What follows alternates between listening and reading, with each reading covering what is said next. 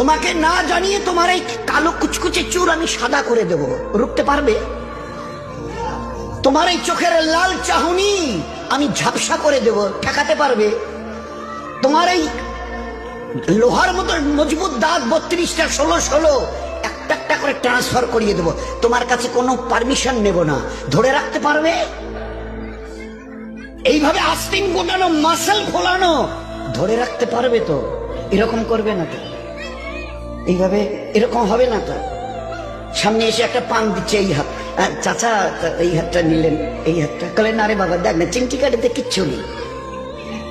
আসমান থেকে আওয়াজ দিচ্ছে, ও হাত তোমার কথা শুনে আমার, এ হাত তোমার কথা শুনে আমার, আমি এর পাওয়ারকে সিজ করে নিয়েছি।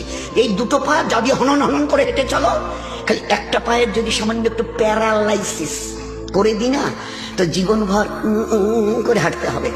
বেডরুম থেকে নিয়ে বাথরুম একদম লাগালাগি, অ্যাটাচড, আমরা বলি না অ্যাটাচড।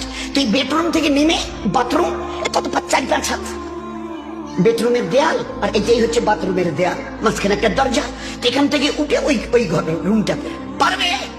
আছে পাওয়ার? কিসের দেমাগ তোমার? কিসের এই অহংকার তোমার? শুনুনি কোনোদিন নবীজির কাছ থেকে অহংকার, তাকাব্বুর এটা আমার চাদর, বড়াই এটা আমার চাদর, আল্লাহ বলছেন।